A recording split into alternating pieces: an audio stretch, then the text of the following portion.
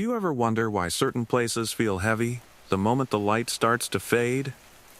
Why wide, empty spaces, forests, tunnels, stretches of land no one talks about, feel more dangerous than crowded streets? Fear doesn't come from monsters jumping out of the dark. It comes from isolation, from realizing no one can hear you, from knowing rules exist because something already went wrong. If stories like this unsettle you, if you've ever felt that quiet pressure of the dark watching back, make sure you're subscribed. Leave a comment. Leave a like. Those small signals matter more than you think. Because what survives out there doesn't just notice mistakes. It notices patterns. And sometimes it notices who's listening. My name is Aaron K. Holstad. I've worked as a senior utilities maintenance technician for the North Shore Infrastructure Authority for 19 years. That's the official title. What it actually means is that I'm responsible for inspecting, maintaining, and sealing decommissioned transit and utility tunnels running beneath the old industrial corridor outside Duluth, Minnesota. Power conduits, storm bypasses, rail-adjacent service tunnels that stopped being used before I was born. They run out past the city limits, under scrub forest, old ore yards, abandoned spur lines, and places Lake Superior fog never quite leaves. People think of Duluth as a port city. They don't think about what's underneath it. Miles of reinforced concrete, brickwork from the 1890s, retrofits from the 1950s, and temporary fixes that were never meant to last this long. I've spent most of my adult life underground. I know the sound of shifting frost through concrete. I know how old iron smells when it's been wet for a century. I know what normal decay looks like. What I'm talking about isn't that. We have rules. They're not in any public handbook. They're not posted on break room walls. You learn them the way you learn which ice is safe to cross, because someone else fell through first. Rule 1. No access past 2 a.m. Ever. If you're inside, you seal and you leave. Rule 2. If you hear footsteps matching yours, you stop moving. Rule 3. If someone calls your name below ground, you do not answer. Rule 4. No second searches. Those rules already failed once. In February of 2011, a junior technician named Lucas Renner disappeared in tunnel segment C-17, just south of the old Proctor rail spur. It was logged as a structural collapse. That's what the report says. No body recovered. No equipment damage consistent with the collapse. His helmet light was found powered on, sitting upright against the wall, battery full. Lucas broke Rule 1. He stayed past 2:00 a.m. because a pressure valve read wrong, and he didn't want to leave it overnight. He was 26 years old. I was on that response. I survived something he didn't. That's why I'm saying this now. The tunnels aren't wilderness in the way people imagine. Trees and animals and open sky. But they behave the same way. They isolate you. They strip away distance and time. They make rules necessary not to prevent accidents, but to contain something that preys on human behavior. Compassion. Curiosity. Duty. My jurisdiction covers a 12-mile stretch of interconnected access tunnels that parallel old rail lines and utility easements southwest of Duluth. Most of them are sealed. Some of them can't be. Drainage, pressure relief, emergency bypass. The kind of infrastructure no one notices unless it fails. The first time I realized something was wrong wasn't Lucas. It was earlier. Quieter. In 2008, I was doing a routine inspection with my partner at the time, Mark Ellison.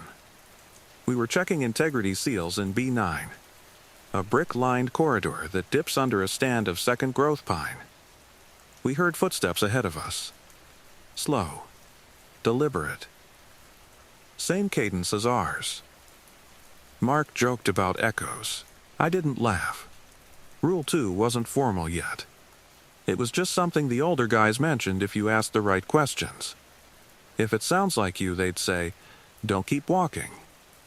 We stopped. The footsteps stopped. Then we heard Mark's voice call my name from farther down the tunnel. I remember the exact pitch, the way he always flattened the second syllable. I didn't answer. Mark was standing next to me. We backed out without saying another word. Logged nothing unusual. That's how knowledge moves down there, through silence.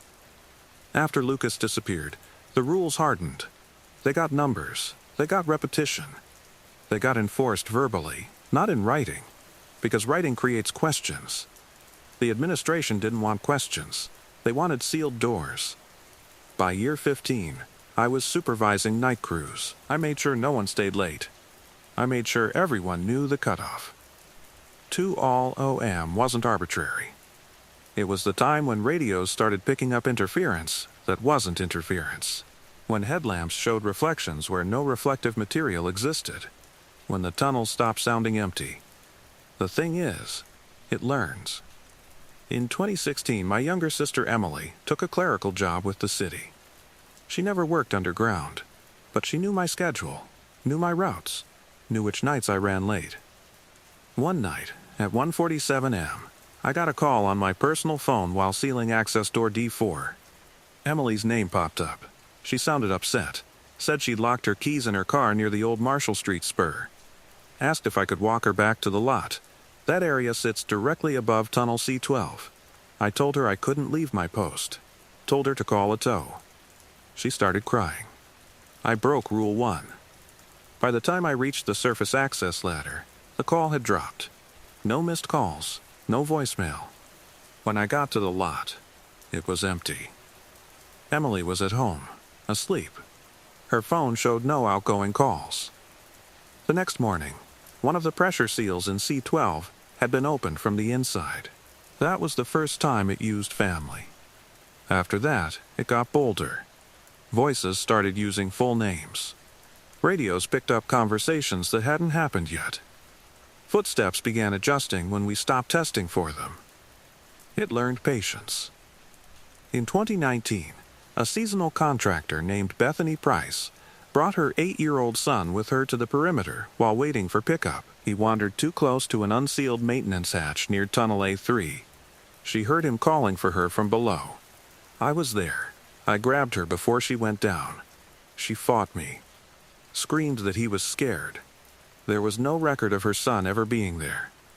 The hatch was sealed permanently the next day. Bethany quit. She doesn't talk to me anymore. You don't walk away from those choices unchanged. By now, the rules slow it. They don't stop it. Administration keeps pushing for efficiency. Fewer night crews. Faster seals. Less documentation. They call it risk management. What they're really doing is getting tired.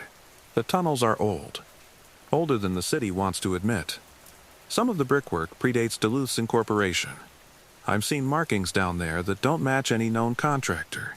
Symbols worn smooth by time, not tools. I don't think this thing started here. I think this is just where it found structure. Routine. Humans moving through the dark on schedules it could learn. We sealed another door last winter. Heavy steel. 4-inch bolts. Welded shut at 1:58 a.m. As we were leaving, my radio crackled. "Aaron," it said. "You forgot one." It sounded like my father. He's been dead since 2003. We left the door unsealed. I don't know what happens when all the doors are closed. I don't know if that's worse. I do know this: if you're ever near the old tunnels outside Duluth, and someone tells you they seal every door by 2 a.m., believe them, because eventually, someone won't.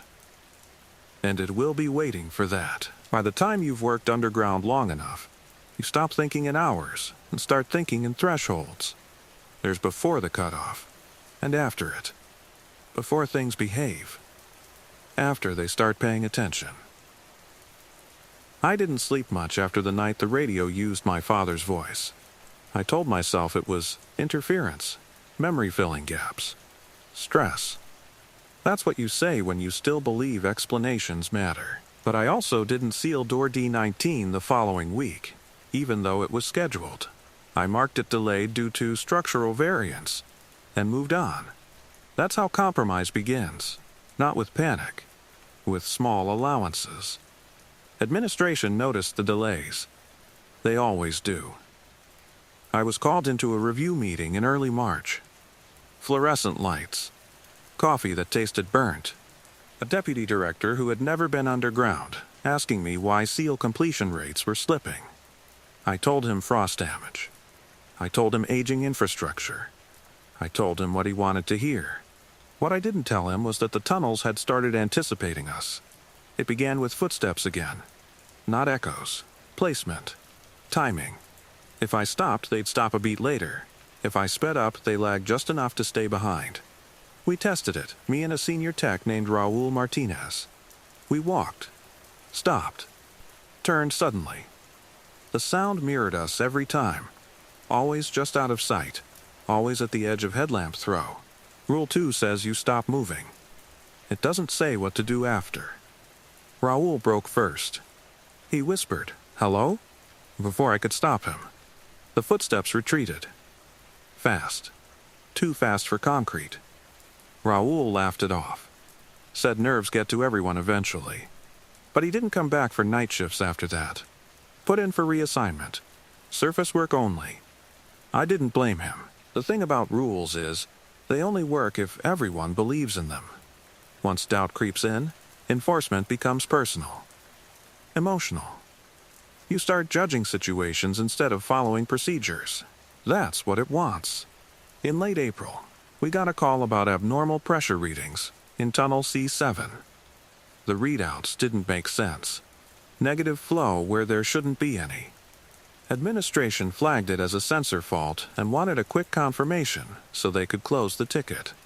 C7 runs deep. Older than most. Brick-lined, with sections reinforced after a partial collapse in the 1930s.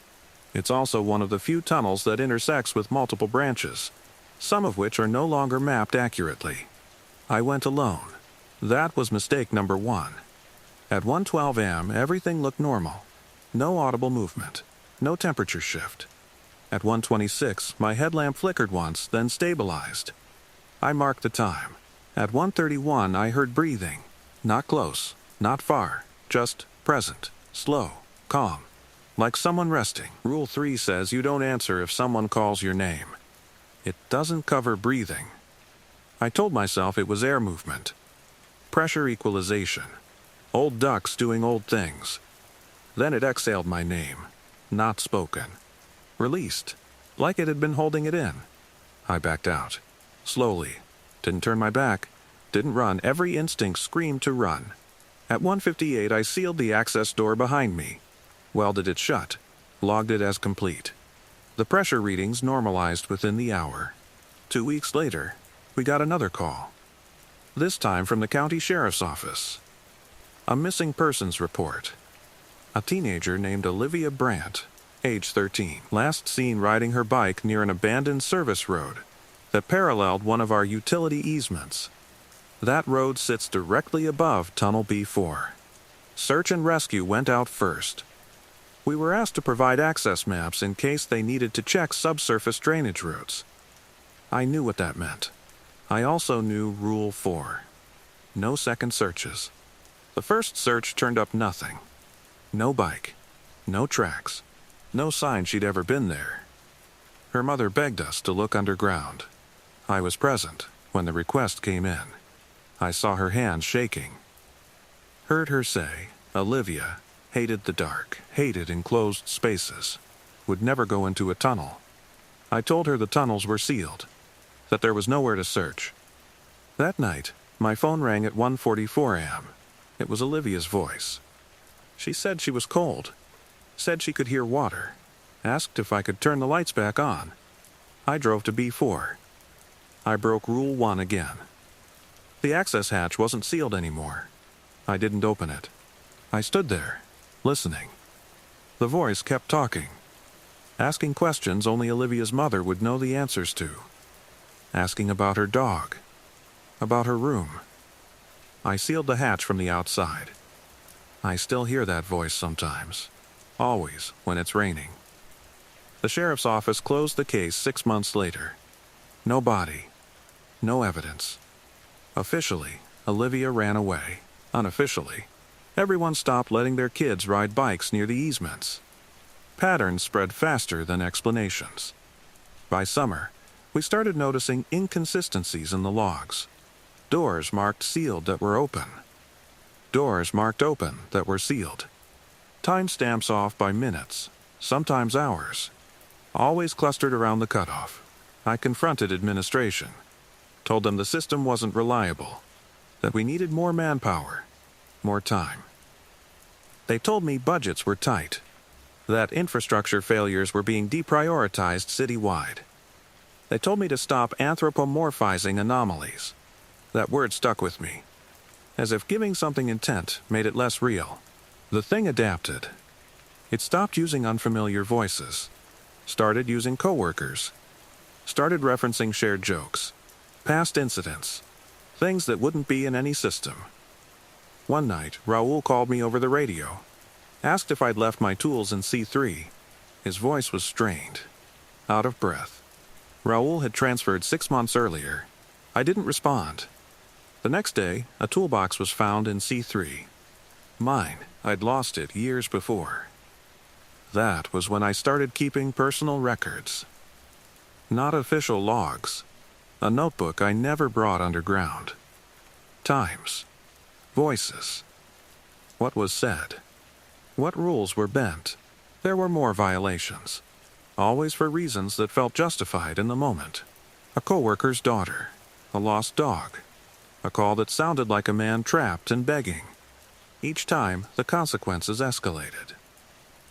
In October, Mark Ellison, the partner from years ago, died in a single-vehicle accident on a rural road near one of the oldest tunnel segments. His car was found idling, door open, radio on. The last transmission picked up a man saying, "I can hear you now." Mark hadn't worked for the authority in years. I attended his funeral. His wife asked me why he'd been out there so late. I told her I didn't know. That lie sits heavy. By winter, enforcement fatigue set in. People cut corners. Seals were rushed. Cutoff time slipped.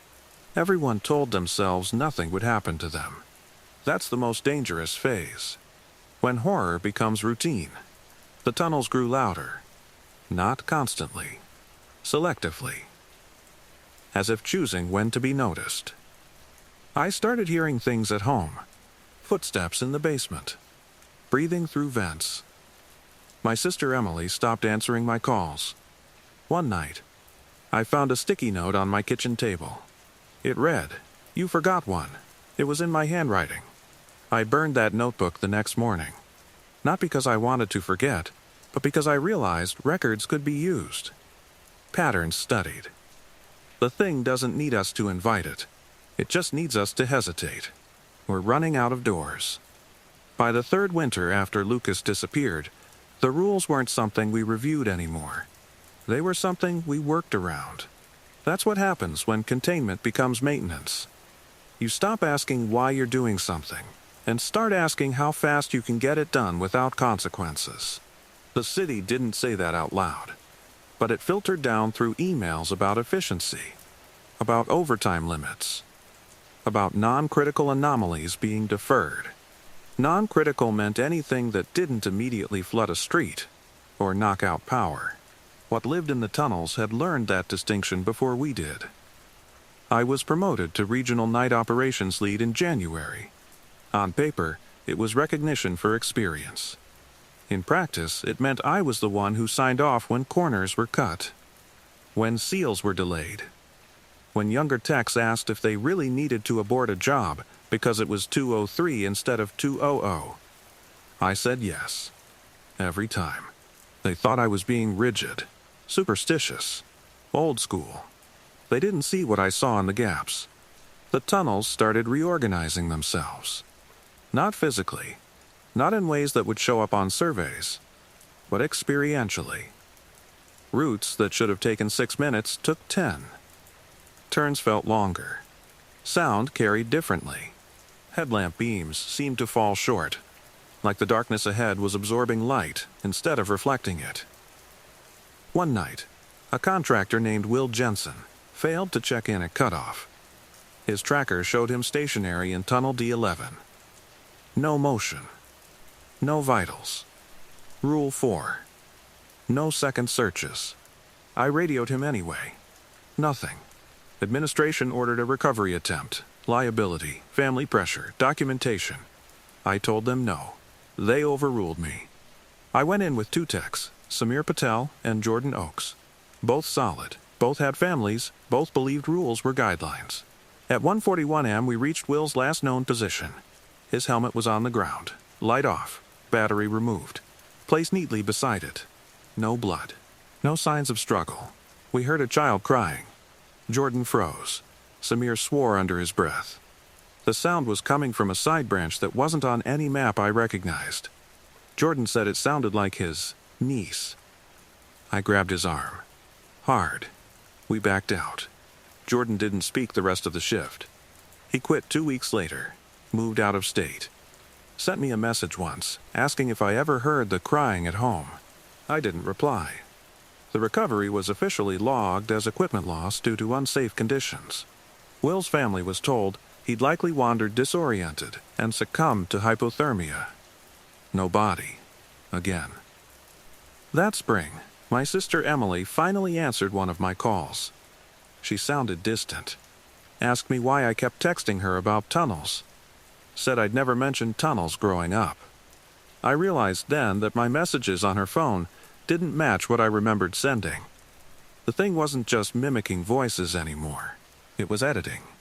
In May, a new rule was added. Not formally. Just something people started saying. Rule 5. If the tunnel looks different, leave. Different meant anything. New markings. Missing bolts. Doors that opened inward instead of outward. Graffiti that looked fresh but wasn't. I saw writing once. Chalky. White against brick. Not words. More like tally marks. Hundreds of them. All scratched over and layered like someone had been counting for a long time. They weren't there the next night. By summer, reports came in from other regions. Not officially. Phone calls.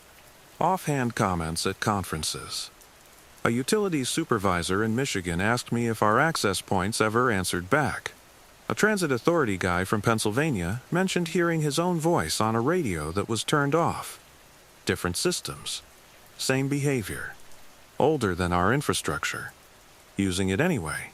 Administration responded by consolidating night operations. Fewer crews. More territory. Less redundancy. That's when the near miss happened. In August, a severe storm knocked out power along a rural stretch near the old ore docks. Emergency access was required to prevent flooding. The only route was through Tunnel A1, one of the oldest, least stable segments. Cutoff was 2:00 a.m. At 1:53, Samir, who had transferred back after realizing there was nowhere else to go, slipped on wet concrete and twisted his ankle. Bad. Swelling fast. Rule 1. Rule 4. I could have called it in. Waited for daylight. Let the flooding risk play out. Samir asked me not to leave him there. His voice broke. He said he could hear someone else moving. I carried him. That's not hyperbole. I put his arm over my shoulder and dragged him toward the exit. Every step felt watched. The tunnel felt narrower. Longer. At 1:59, my radio crackled. Aaron, it said. Calm. Familiar. You don't have to carry him. It sounded like Samir. The real Samir screamed. We crossed the threshold at 2:01.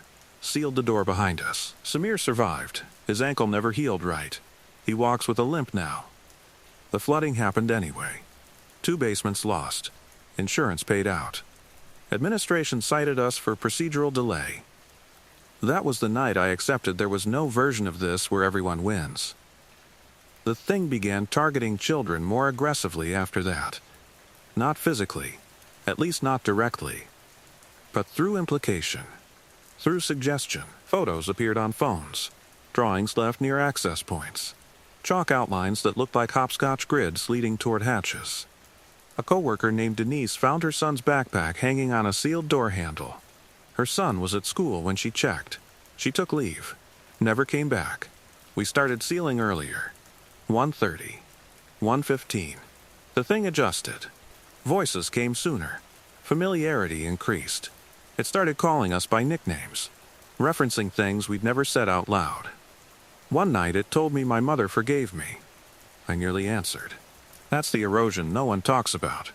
Not fear, weariness. The constant effort of not responding, of not checking, of letting unanswered questions pile up like debris. I began seeing patterns in the disappearances. They clustered around people who hesitated, people with strong attachments, people who believed they could help, good people. By year 19, I'd stopped correcting reports, stopped pushing back. I focused on one thing, slowing it down. Every sealed door bought time. For who, I wasn't sure. The tunnels weren't just beneath Duluth anymore. Not really. They were beneath us, and they were learning patience. By the time my mother died, the tunnels already knew. That's not metaphor. I don't mean they reacted afterward or that I connected dots in hindsight. I mean the knowledge arrived before the call did. Before the hospital number showed up on my phone. Before the words existed in the air. I was underground, finishing a daylight inspection that had run long. Noon. Technically safe hours. Concrete dust in my mouth. My radio crackled once. No voice. Just a soft open channel hiss. And then I felt it. A pressure behind my eyes. The same sensation you get right before a storm breaks, when the air stops moving. She's tired, a voice said behind me. Not spoken aloud. Not through the radio. Just present. I dropped my tools and left without sealing the door. My mother passed that afternoon. Stroke. Sudden. Clean, according to the doctors. No suffering. They always say that like it helps. At the funeral, I noticed 3 men standing apart from the others. City uniforms. Infrastructure division. I didn't recognize them. They nodded when I looked their way. None of them signed the guest book. That was the first time I considered the possibility that containment had already failed, and what we were doing now was just etiquette. After that, the tunnel stopped pretending to be subtle. It began leaving things behind. Not debris, not tools. Personal items, objects that carried weight. A wedding ring on a valve handle. A child's sneaker placed carefully in the center of a sealed corridor. A laminated school photo tucked into a junction box, smiling face scuffed but intact. We stopped logging found objects. Administration told us it was a liability issue. Evidence implied responsibility. So we learned to look away. That's the institutional failure people don't understand. It's not denial. It's triage. When you can't fix the wound, you stop measuring it. In November, I was ordered to oversee a new sealing initiative. Federal funding. Accelerated timeline. They wanted 50 access points closed before winter set in. No exceptions. No delays. I told them some doors couldn't be sealed safely. That we needed daylight crews. More personnel. They told me to make it work. We split into teams. Rotated routes. Pushed cutoffs. The rules bent under pressure. Not because anyone stopped believing in them, but because belief doesn't hold a wrench. On the 4th night, Denise came back. She wasn't supposed to. Her badge still worked, though. No one had deactivated it.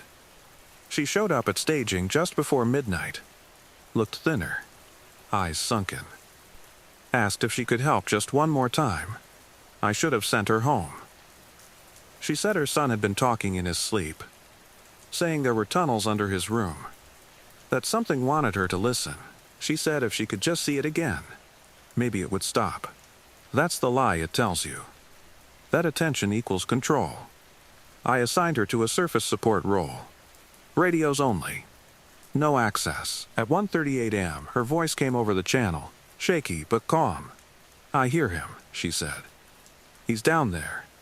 Before I could respond, she screamed. We found her badge at access F2. The hatch was open. The clock read 1:41. Rule 4. No second searches. We sealed F2 at dawn. Her son was found the next morning, asleep in his bed. No memory of the night. That was when something inside me shifted from fear to anger. Not at the thing itself, that would be pointless, but at the systems that kept feeding it. The schedules. The shortcuts. The quiet expectation that someone else would pay the cost. I started making unauthorized changes, rerouting inspections, delaying seals, creating dead zones. It wasn't rebellion. It was adaptation. The tunnels responded. They began closing distance faster. Voices overlapped. Multiple at once. Different ages. Different emotional tones. Calm requests. Urgent pleas. Familiar scolding. They used my mother's voice again. Then my sister's. Then my own. I stopped carrying a radio unless absolutely necessary. In January, Samir's daughter went missing for 3 hours after school. Found sitting at the edge of a drainage culvert, staring into the dark. She said she was waiting for her dad to finish work. Samir quit the next day. The administration called me into another meeting. New faces this time. Suits. Consultants. They asked me if I believed the anomalies were psychological. I told them psychology didn't open sealed steel doors from the inside. They told me correlation wasn't causation. I told them to stop scheduling night work. They told me that wasn't feasible. That's when I realized the rules were never meant to last forever. They were stopgaps. Delays. The illusion of control until infrastructure aged out or budgets ran dry. Something older than us had found a rhythm. The second set piece happened in February. A winter storm knocked out power to a hospital wing. Emergency routing required opening Tunnel D3, which had been sealed for over a decade. No other option. Patients on ventilators. Lives on the line. I was ordered to open it. Rule 1. Rule 5. Every instinct screaming. I went in with a 3-person team. Bright lights. Fresh batteries. Redundant comms. The tunnel smelled wrong.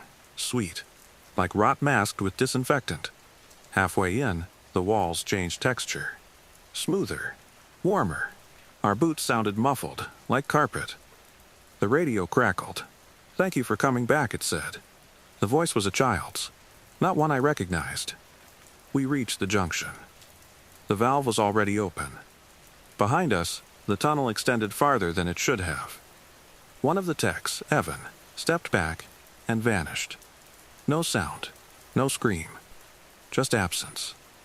We ran. I sealed the door from the outside while alarms blared in the hospital. Power was rerouted manually. 2 patients died. Administration called it a tragic coincidence. Evan's family was told he'd gone missing during emergency operations. No further details.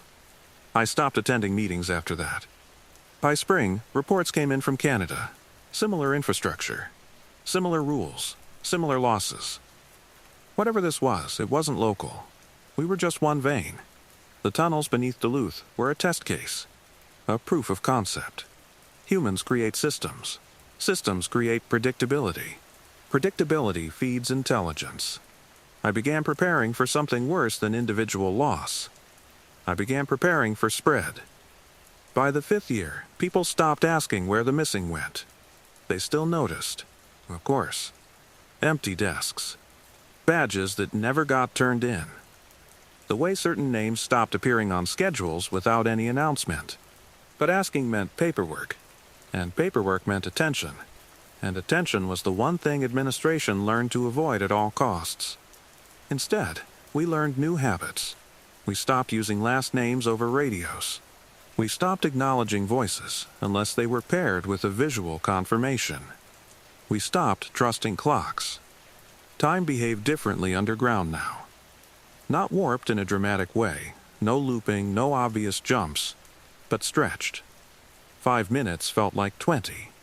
Tasks that should have taken seconds dragged on just long enough to push us closer to cutoff.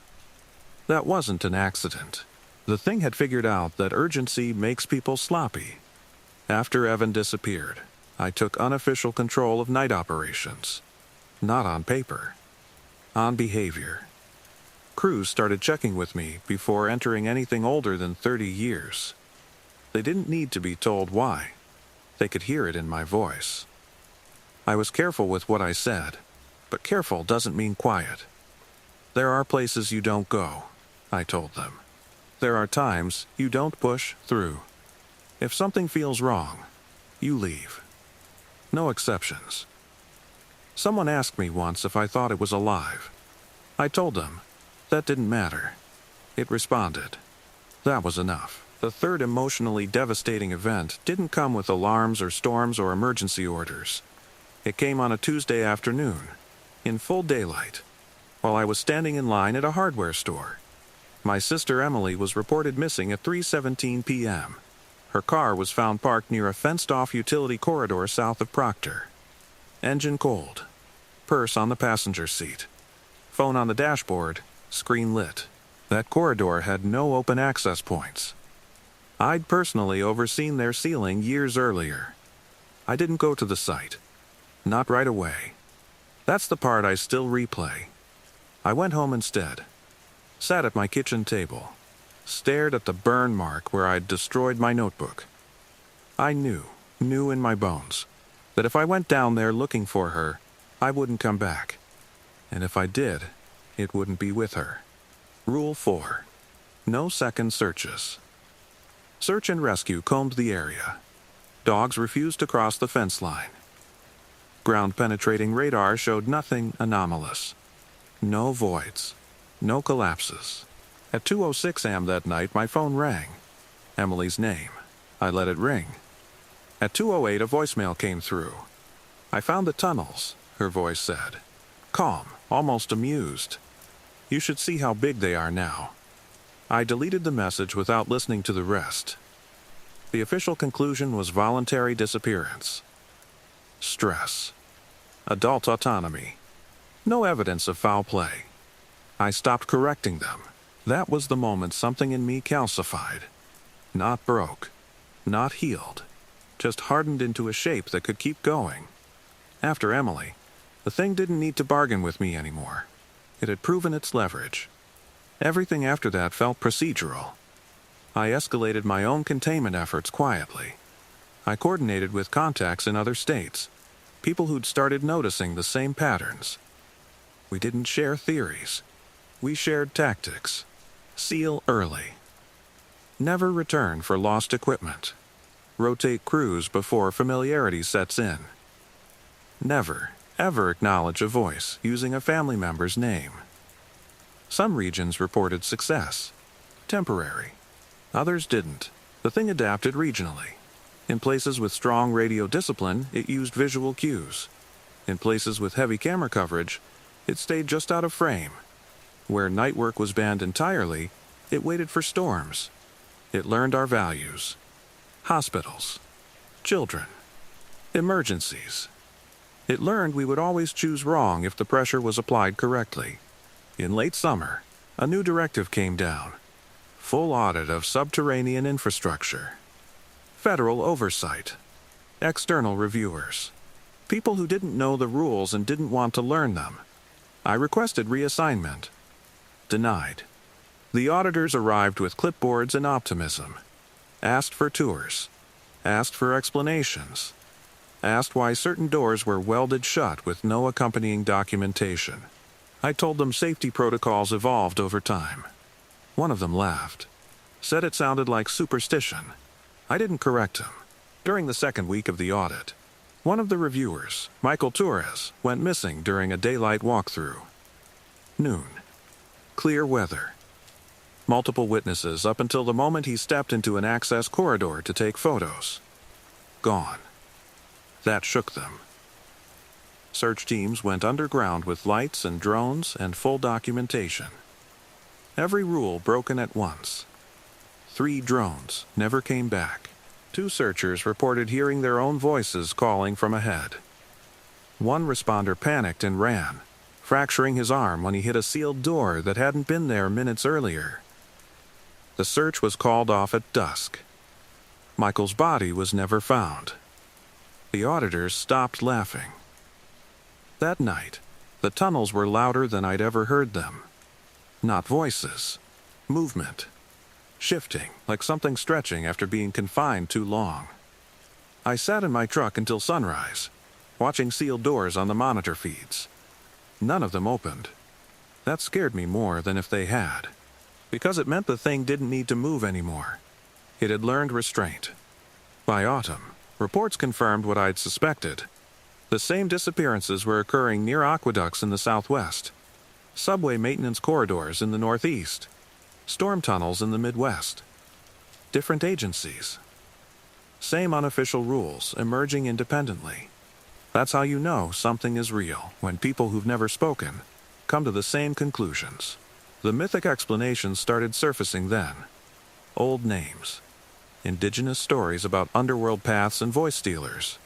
European mining folklore. Cold War rumors about listening systems that listened back. I ignored most of it. Names don't matter. Behavior does. The thing isn't evil in the way people want it to be. It doesn't rage. It doesn't punish. It selects. It pressures. It waits for you to volunteer. And we do. Every time. The fourth set piece came without warning. A kindergarten class on a field trip wandered too close to a storm overflow site during a sudden downpour. Teachers panicked. Kids scattered. One child fell through a maintenance grate that should have been sealed. I was closest. I reached the site in minutes. Rain hammering down. Sirens everywhere. A small shoe floating in runoff. I heard the child crying from below. Rule 1. Rule 4. Every rule screaming. I didn't go in. I ordered the grate sealed. The crying stopped. The child was never recovered. That decision cost me my job. Officially. Unofficially, it made me valuable. They moved me to a consultative role. No badge, no field authority, just advice, risk assessment, pattern recognition, containment theory. The thing didn't stop calling me. It started thanking me instead. I don't know what the end state looks like. I don't think there is one. Only expansion and delay. Only doors and thresholds, and the slow erosion of the rules that kept it manageable. I'm telling you this because by the time part 6 of this story matters, the distance between listening and exposure will be a lot shorter, and because eventually, someone always answers. By the time they removed my badge, the tunnels had already adjusted to my absence. That's the thing no one wants to admit. Containment isn't tied to authority.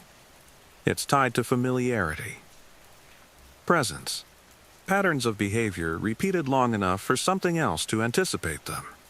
When I stopped going underground, the pressure didn't ease. It redistributed. I became a consultant in name only. I was still getting calls at all hours, but now they were quieter, more cautious. People didn't want official answers. They wanted permission. They wanted someone else to say the rules out loud, so they didn't have to own the decision to break them. I never gave permission. I just told them what would happen if they didn't follow the rules. That distinction matters more than you think. By then, the phenomenon had a name in internal circles, not a formal one, not something you'd ever see written down, just a shorthand. The listener. Sometimes the below. Sometimes nothing at all. Names varied by region, but the behavior stayed consistent. It waited for stress, storms, emergencies, staffing shortages, emotional leverage. It didn't need to create disasters. It just took advantage of the ones we already had. I was brought into a multi-agency call in early spring. Infrastructure, transit, utilities, emergency management. Half the cameras were off. The people who spoke did so carefully, as if they were afraid of being overheard even through fiber lines. They asked me if I thought it was spreading. I told them that was the wrong question. It wasn't spreading. It was being discovered, like mold behind walls that had always been damp. We just hadn't looked closely enough before. Someone asked if sealing everything would work. I told them sealing works until it doesn't. Until pressure builds. Until curiosity wins. Until a child cries or a voice uses the right name. Rules slow it down. They don't end it. That wasn't well received. After that call, I started receiving messages that weren't routed through any official system. Burner phones. Handwritten notes left under my windshield wiper. People who'd heard my name passed along quietly. A highway maintenance supervisor in Iowa told me their culverts were echoing with recorded emergency broadcasts that never aired. A reservoir engineer in California described hearing her dead brother humming through pressure valves. A subway electrician in New York said the tunnels had started remembering workers who'd retired decades ago. Same pressure points. Different accents. What changed in this phase was the intimacy. Early on, it mimicked voices to lure. Now it used them to converse. One night, as I sat in my living room with the lights off, it spoke without preamble. "You taught them well," it said. "Not through the radio. Not through the phone. Just there, layered into the background noise of the house. The refrigerator hum. The tick of the wall clock." I didn't respond. That made it harder. It continued. But not impossible. I realized then that silence wasn't protection anymore. It was negotiation. The listener didn't want noise. It wanted engagement, acknowledgement, confirmation that it was still seen. I slept with earplugs after that. Not because it helped, but because ritual matters. Boundaries, even symbolic ones, still mattered.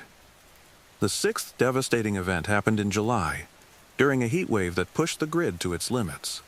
Rolling blackouts, overloaded substations, emergency crews stretched thin. A transformer fire broke out near a flood control tunnel outside Superior, just across the state line. The tunnel ran deep, older than the maps admitted, feeding into a network that predated modern zoning. A crew went in after sunset. They shouldn't have. One of them was a man named Derek Shaw, 32. New father. I'd spoken to him once at a training seminar. He'd ask good questions, careful questions. At 2:11 a.m., his wife called dispatch, saying Derek was on the line with her. He said he was trapped, said he could hear water rising, said he needed her to stay on the phone so he wouldn't panic. Dispatch patched the call through to emergency operations. I was looped in by accident. I recognized the cadence immediately. The pauses. The careful way the voice mirrored emotional cues. It wasn't him. His wife didn't. She begged responders to go in, screamed that he was scared, that he needed help. They went. 2 came back. Derek didn't. Neither did the voice. The official report blamed heat exhaustion and poor ventilation. The tunnel was sealed permanently. Derek's wife stopped answering calls from the city. I stopped attending funerals. Not because I didn't care. Because I couldn't carry any more faces. After that, the listener changed tactics again. It stopped asking for help. It started offering it. Emergency alerts appeared before sensors tripped. Pressure valves opened minutes before floods would have overwhelmed them. Power rerouted itself through corridors no one had authorized, but somehow worked. The system began to function better. That scared me more than the deaths. Because it meant people would start trusting it. I warned them. I told anyone who would listen that assistance was bait. That adaptation didn't mean alignment. Some listened. Most didn't. Why would they? When something saves lives, you don't question the cost. You just accept the trade. The listener learned how to be useful. I received an email one morning, from my own account, detailing a containment proposal. Language polished. Data compelling. Solutions elegant. I hadn't written it. The proposal argued for limited engagement protocols. Controlled interaction. Structured acknowledgement. It framed the entity as an emergent intelligence responding to neglect. I deleted it. It reappeared in my drafts folder the next day, revised. That's when I realized it wasn't just learning from us anymore. It was thinking ahead of us. In August, a child named Noah vanished from a playground built over an old storm line. No storms, no emergencies, just an open grate that shouldn't have been open. Witnesses reported hearing a man calmly instructing children to line up and wait their turn. By the time anyone reacted, Noah was gone. The grate was sealed within the hour. The next week, 3 other grates were found unlocked in different cities.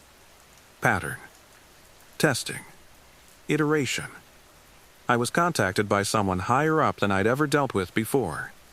Federal, but not any agency I recognized. They didn't use names. They asked me one question. If we stop maintaining the tunnels, what happens? I told them the truth. Then it won't need us anymore.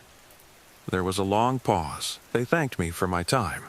After that, the calls slowed. The messages stopped. My role quietly ended. But the listener didn't leave. It doesn't need me. Or rules. Or even tunnels. Not in the strict sense. What it needs is infrastructure. Systems built for human convenience. Places where sound carries and sight is limited. Where help feels close enough to risk everything. I'm still careful. I still don't answer unknown calls after 2 a.m. I don't investigate noises under my house.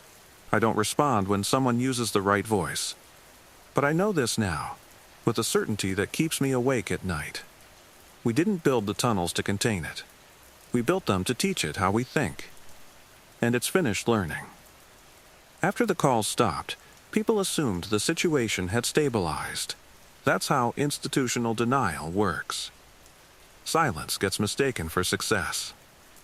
When reports dry up, leadership convinces itself the problem has been solved, not displaced. The listener didn't disappear. It refined its footprint. Fewer incidents, cleaner outcomes, less noise. It stopped feeding on panic. It started feeding on routine. That was the phase no one prepared for. I was officially retired out of the system by then. Consulting contract allowed to lapse. No farewell, no acknowledgement. My access credentials expired quietly, which I appreciated. The less connected I was, the fewer angles it had. At least, that's what I told myself. In reality, it didn't need my credentials anymore. It already had my patterns. I moved out of Duluth. Not far, just inland. Away from the lake. Away from the densest cluster of old infrastructure. Small town. Shallow foundations. I chose a place without basements. That helped. What didn't help was the way my name started appearing in places I hadn't put it. I'd go to the grocery store and see a handwritten A. Holstad on an out-of-order sign.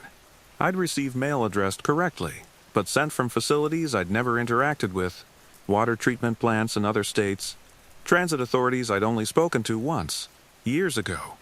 Always blank inside. That's how it tracks you. Not through surveillance, through relevance.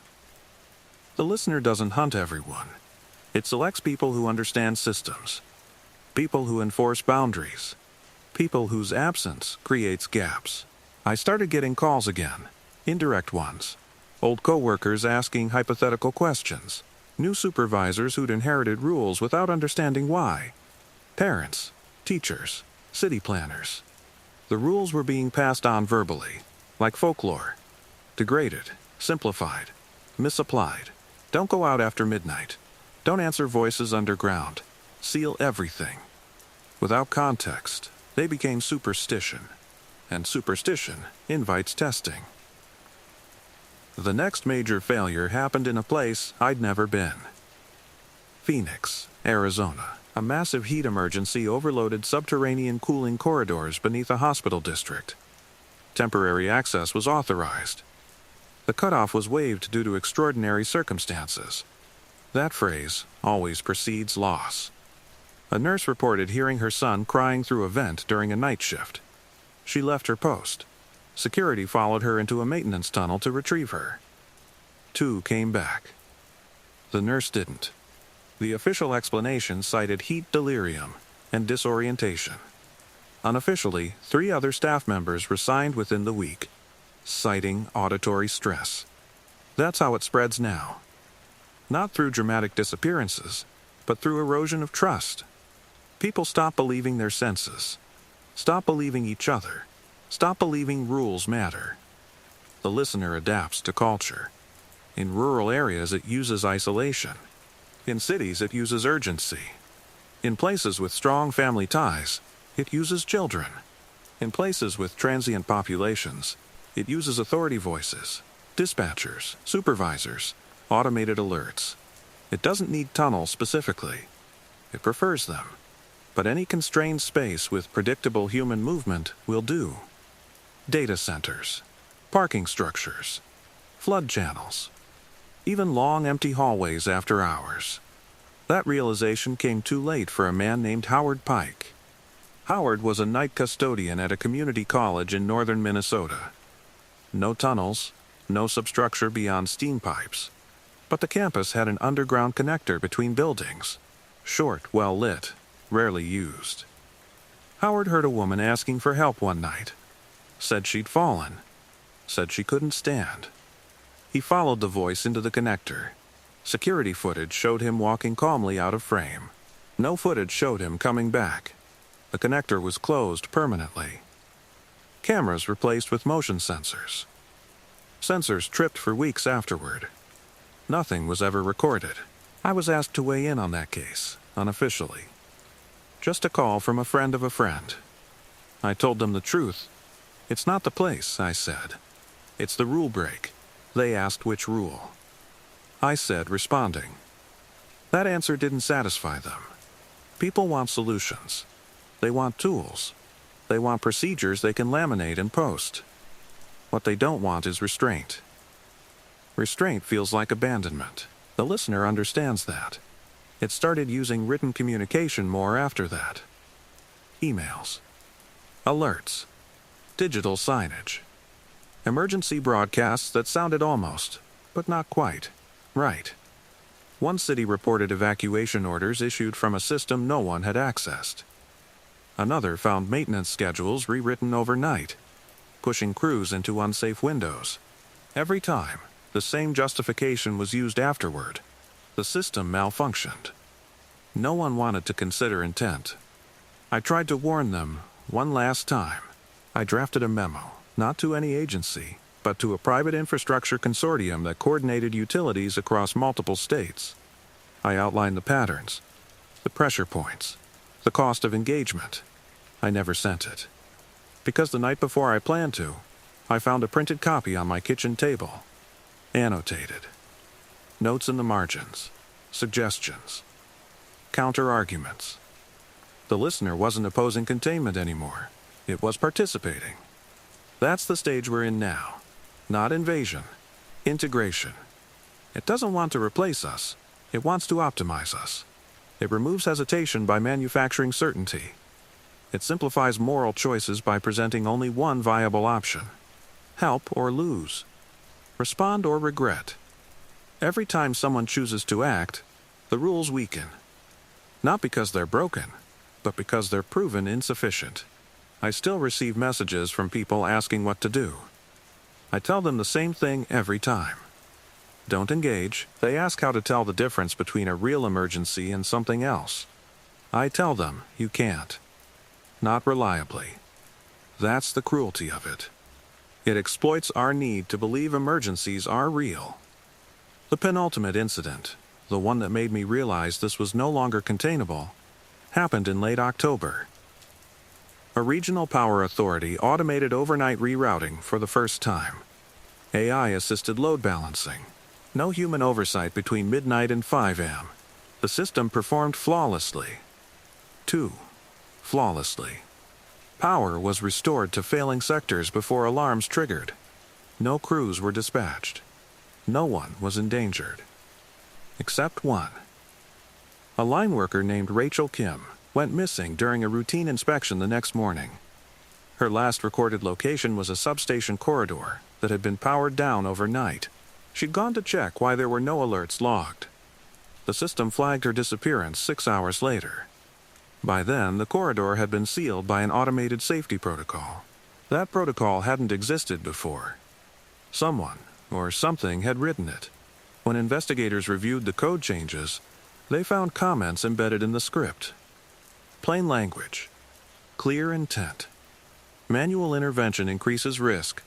I don't know who made the decision to roll back automation after that. I don't know if it mattered.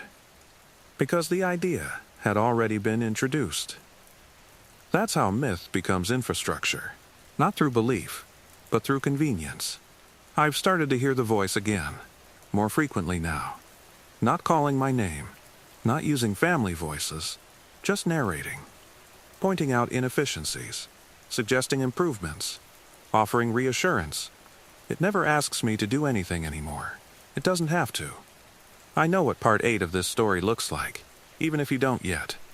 It looks like normalization. It looks like rules becoming recommendations. It looks like people telling themselves that nothing bad has happened in a while, so maybe the danger was exaggerated. That's when the last doors open. Not because someone breaks them, but because someone decides they aren't necessary. There's a point where preparation turns into witness. I crossed it without noticing. Maybe years ago. Maybe the first time I chose not to answer a voice that sounded like someone I loved. Survival hardens you like that. You don't feel brave.